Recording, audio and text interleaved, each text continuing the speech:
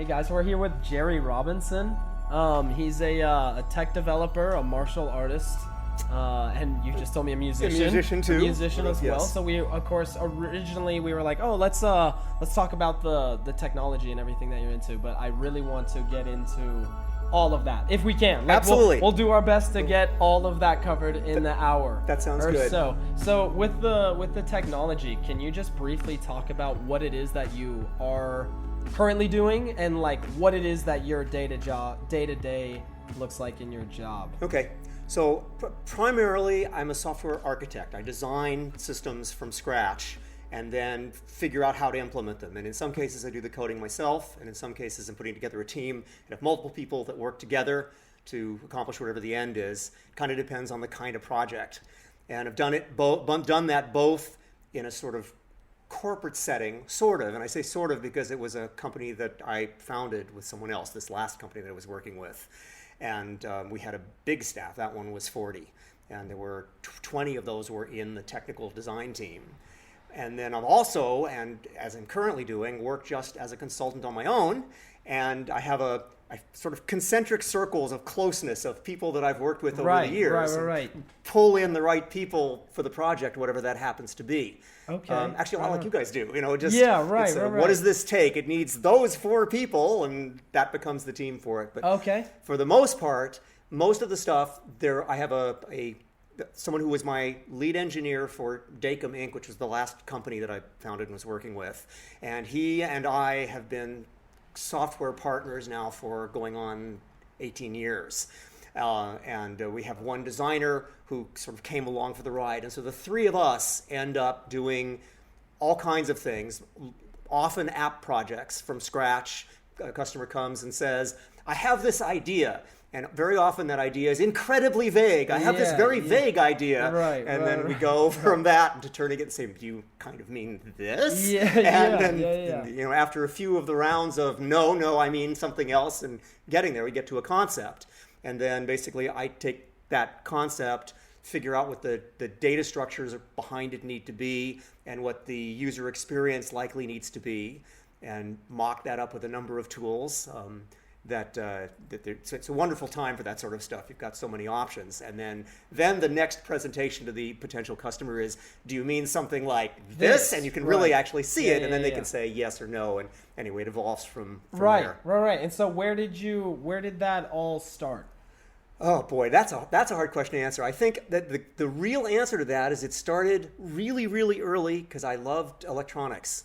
And so there've been 3 through lines in my life: music, martial arts, and computers, which I would generalize more as just technology, because I started out, this was long enough ago that you could actually build things out of discrete components. Right. Well, you call them electronics, not computers. Right, exactly, right at the beginning. Right. Yeah. And so there was that whole period, and so I sort of went through the entire evolution of the stuff that was before computers, where you would build logic circuits, but those were big relays that you would use and things, these big electromechanical things. And then there was sort of the first rudimentary set of chips that you could use.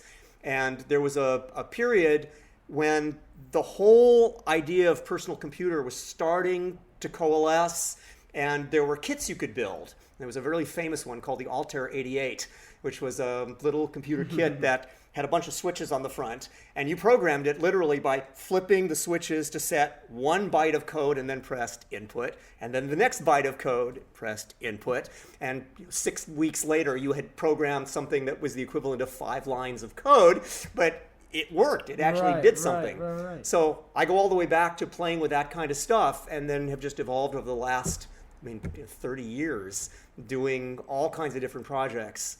And falling into some of them. There was one kind of interesting one in sort of the middle time. I played with computer stuff and electronics in high school, went off on the road with a band for 3 years, toured all over the country.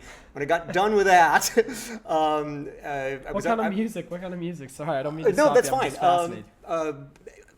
for want of a better term, orchestral rock, like the Moody Blues. Okay. So okay, there were on. 4 of us in the band, and we had 28 instruments between the 4 of us. Holy cow. And from the audience's perspective, it looked like we were just randomly playing things because they were hung on a big board in the back of the stage, and we would just kind of grab things and start playing. And so it gave the impression that this was just this random ad lib. It wasn't. It was orchestrated. But that's anyway, awesome. What a cool idea. What a cool idea. It was great fun. That's awesome. So there was the years on the band, and then I was up at Stanford for a while. And when I got back to Los Angeles after that, I had a old friend from high school who had started a computer company, because now we were this was the early 80s. So this was the beginning of there really being personal computers that people could use. Right. And one of the places that personal computers were used really early on was in doctors' offices. Okay. Because doctors could afford these very expensive personal computers in these days.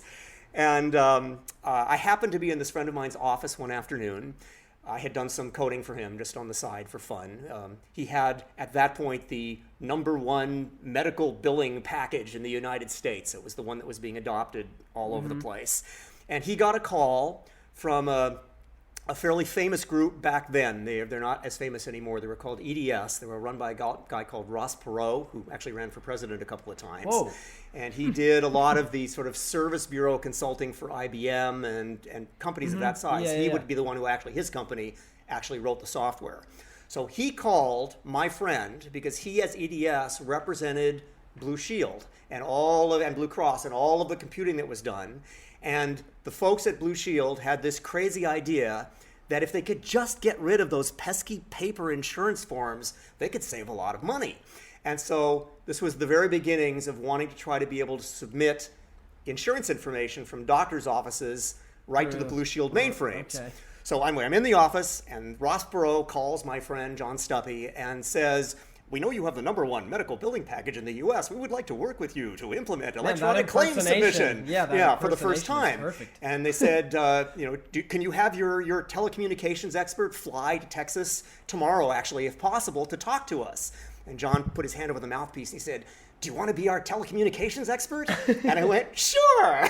I knew nothing about telecommunications programming, literally zero. So I went out and bought a suit because I didn't have a suit. All I had was my gis from working out in martial arts.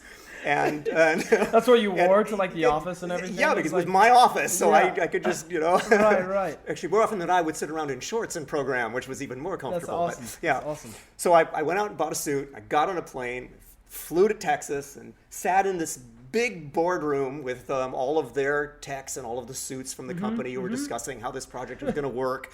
And there was this big spec document about that tall that was like in the middle of the table. And they're all discussing it, and they're having this deep discussion. And you're just sitting there just right. like... And I had no idea what they were talking about. I mean, at all. Yeah, I mean, just superficially knew what they were trying to do, but in terms of the technical discussion, no clue. And at the end of the meeting, they all turned as if it had been choreographed and you were shooting a movie scene. They all turned and looked at me and said, "So, can you do it?" And I went, "Sure." And they pushed the spec document down the table to me, that whole 4-inch thick thing, which I picked up and took home. And then, after I had a little nausea from having said yes to something I didn't know how to do, I learned how to do it. I basically taught myself telecommunications programming. How? And there was no Google in those days. Yes. So that was so you were trying to build that. Right. So there were two aspects of that. The concept of doing telecommunications programming existed. The thing they actually wanted to do had never been done before. So this was the technical wild west. And what? So I went and got books, and I read what I could read, and I experimented a lot, and basically figured out the ins and outs of how these two computers were going to have to talk to each other. And thereafter followed these moments which I always just used to love, because I would look at them in my own head as to what was happening. So I'm sitting in my shorts on the floor in my living room with the computer in front of me, on the phone, conference calling what I knew was a lab full of guys in suits and white coats, all being very formal and talking to each other, trying to figure out when the computers were first talking to each other. And we would have conversations where they would say things like, "Well, we just got a hex 11 and we shouldn't have gotten one after that last sector, so what do you think is going on?" And I would look at the code and say, "Okay, I think I know what it is. Here, let's try this. Is that better? Okay, it's gone. Good, we're on." And then on to the next thing. But this picture of the informality of me sitting on my floor, knowing that I was dealing with this big lab at the other end, I had to really resist laughing like 90% of the time. So anyway, that association with him, with that particular professor, Dr. Ed Ruff, led to lots of things that happened over the next 10 to 20 years. Yeah, for all of that stuff. That whole book. So that was basically my Stanford experience, was this weird amalgam of being in the social science communications department, getting a degree in broadcast communications, also doing journalism, but then actually spending most of my time getting these units, independent units, doing research in biomechanics, and as I said, writing my first book. So I wrote, that was, and getting credit for the individual chapters from multiple departments. So I would absolutely love to talk about the martial arts and stuff. I didn't even really get into that, or the music for that matter, but I am so sorry, we are out of time. Okay, I know how that happens. Well, maybe we can do it again sometime. I hope so. I really do hope so, Jerry. You are absolutely awesome to have. The amount of life experience you've had, and it sounds like a fairly short amount of time. Remarkable. Seriously, we thank you so much for coming. You. Absolutely my pleasure. Yeah, absolutely, Jerry. Thank you. Thanks, guys.